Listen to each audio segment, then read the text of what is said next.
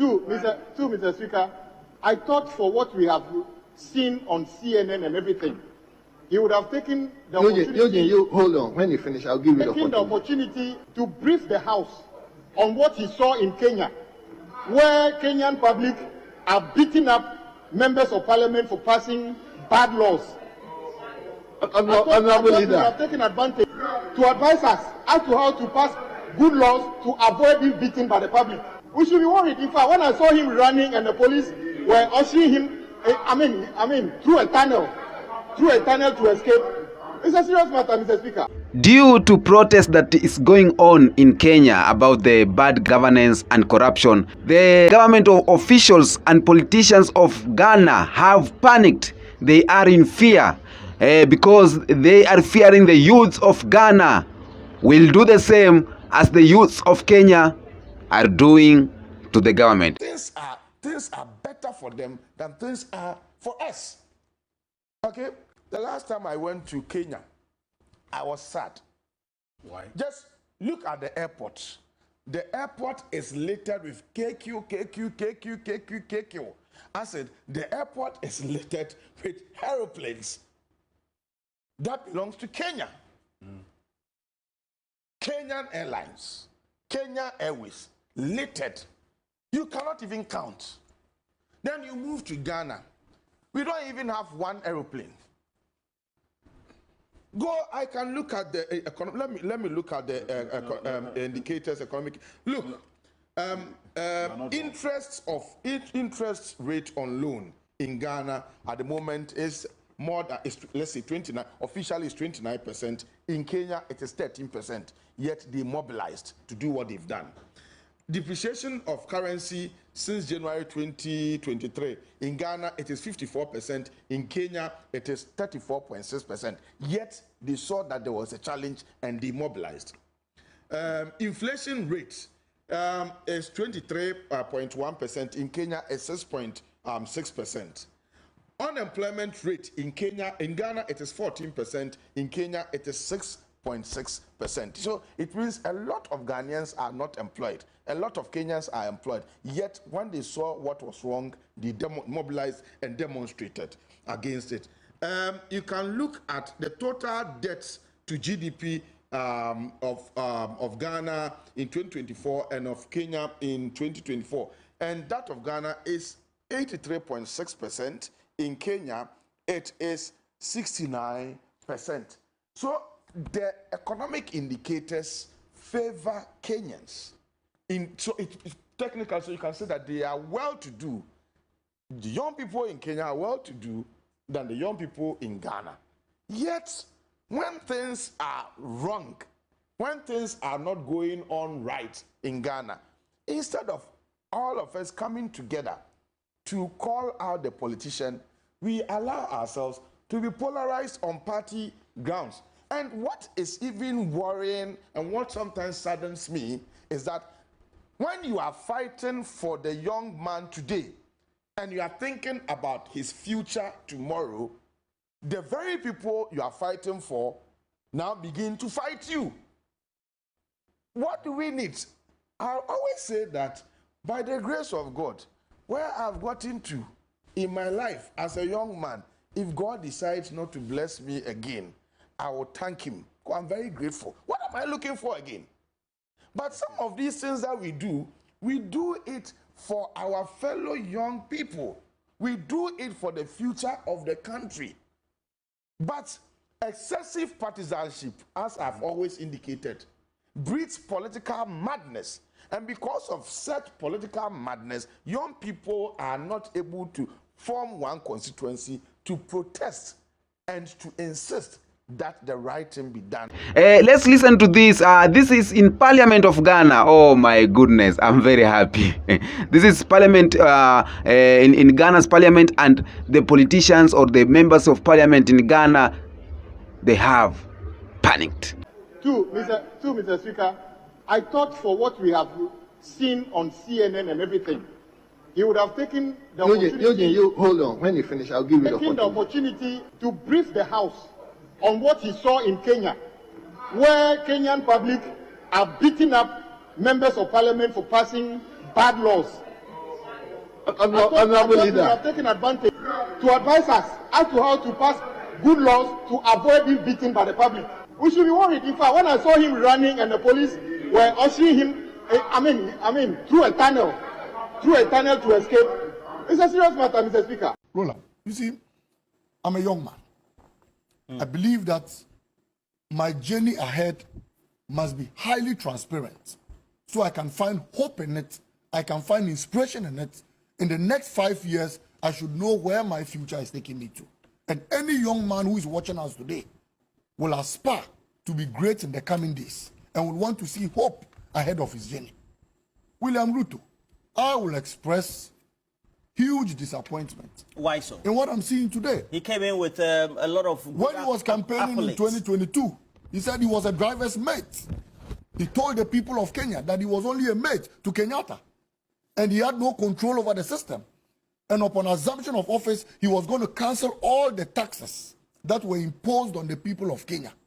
Roland, where did you hear him use the phrases? I will send the stories to you. He said he was a mate. He said he's not a madman. He said he has the economy at heart. He said he was going to reduce taxes. Yeah. I'll send you all these scripts. And then he also said he was different than Kenyatta. Absolutely. He said that, but he never said he was a driver's mate. I will send you all the stories. He said he went about saying a whole lot of things. Today, you are in power. And all the taxes that have been imposed on the people of Kenya are being doubled and some are being tripled. As young people, where do you expect them to find hope for their future from? You see, when you look at Ruto, you see the vice president we have today in all what is happening in Kenya today. Oh, what do you mean by that? And you see, I feel sad. How is that relatable? I feel sad that the economic situation in Kenya is still 10 times better than that of Ghana. And I'll take you to the figures. The unemployment rate in Kenya today is around 8%. Ghana, we are doing 14% under Baumia, yet we are quiet. Inflation in Kenya, as it stands now, is 6.3%. Ghana, we are doing almost 30%. At a point, we were doing 54.1% in this country, yet we are quiet. Manufacturing sector, Ghana currently is growing at negative 2.2%, but Kenya is growing at 2.6%. Construction sector, Kenya is doing 3.1%. Ghana is doing negative 1.1%. In fact, worst of it all is the education sector. Kenya is doing 4.6%. Ghana is doing negative 4.5%. And you see, Roland, if you compare these figures to the figures we have in this country, and yet we have a vice president who still has the moral effrontery to go before people, crack jokes, play, ask people to give him a home use steer, turn the steer, and ask us to make him a driver. But that's just a literal expression he tries to relate to in order to convince voters to vote for him. You see, I feel we have been charitable enough. The Ghanaian people have been so patient because if Kenya has all these figures I have quoted, 10 times better than the economy Baumiasu pretends over, and yet they have poured out to the streets to demonstrate and protest harshly against economic, derailment, then we as a people of this country have been so calm and have been so tolerant that we have a vice president that has superintended over the worst economic fortunes in this country, yet still has the effrontery to go about speaking to the Ghanaian people. Welcome back. Now, the youths of Kenya are fighting for their rights because we believe that we as the youth of Kenya, we are the one who the government is working for us, not us to the government. We put the government officials there so that they can, they can work for us. So if we see anything bad, if we see there is corruption, if we see there is bad governance, if we see we don't have this and this and this, now that's why we are going on the street. Now, here you see Ghanaian parliament. They are discussing about Kenyan issues. Some of the MPs are saying Ghana is worse than Kenya, but Kenyan people are out here fighting for their rights. Now, what about Ghana? So they are in panic, thinking that Ghanaian youths will go on the streets too to ask them, what are you doing for the people? And that's what I'm looking forward for the youths of Africa. It's time to change. It's time for revelation. It's time for new Africa. It's time for new Ghana time for new Kenya, time for new Nigeria, time for new Africa, because it is another generation, and we don't want to be going around in one issue, surrounded with white people and oppressors licking their, you understand. So it's time. Ghanian youths, the people of Ghana, I urge you that it's high time. If everything is okay with you, if Nana Akufo is doing the good thing with you, let's have peace in the country. But if there is need for change, let's ask for a change. Not by rioting, not by doing bad things, but it's our rights. It's our rights to protest, peaceful protest. So I know the Ghanaian government officials or the Ghanaian politicians, they have panicked because they know what they are doing to their people is not good. They know there is a lot of corruption in their country. They know there is a lot they have done. That's why they are panicking. Because if you don't have anything to fear, why are you panicking? Why are you bringing this topic in the parliament? Yeah? So they know that they are doing things that are not right. And that's why one of these Ghana politicians said that Ghana is worse than Kenya. Ghana is undergoing a lot more than Kenya. Ghana, it is in deep shit than Kenya. Ghana, it is in deep corruption than Kenya. The Ghanaian president and the Kenyan president, both of them, they are the puppets to the oppressors. So there's a need for change. There's a need for change. And I love how the conversation is going. I want this conversation to go all over Africa. I want this Kenyan conversation to go into Tanzania, Uganda, and everywhere, so that we as African children, we as African citizens, we can get what we deserve. We can live happily because we are fighting for ourselves. You remember when the grandfathers, the one who fights for independence, they fought so hard for it.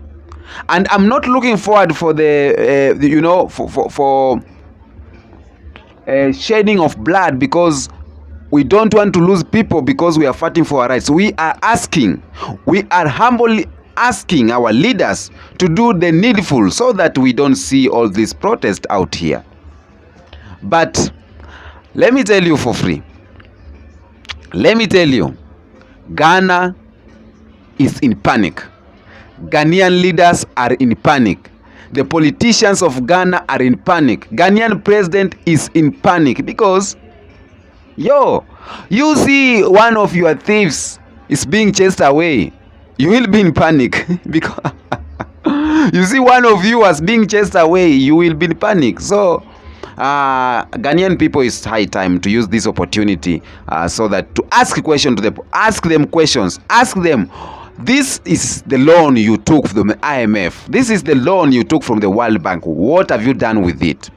You promised to do this and this and this, now it is 5 years, what have you done for us? Ask that governor, that member of parliament, what have you done for us? Because we know. And let me tell you, we will only do this if we know the laws of the country, if we know the constitution of the country. So as a youth, you have to learn the constitution, read the constitution, know your laws of your country, so that you can retaliate, you can fight back, you can talk.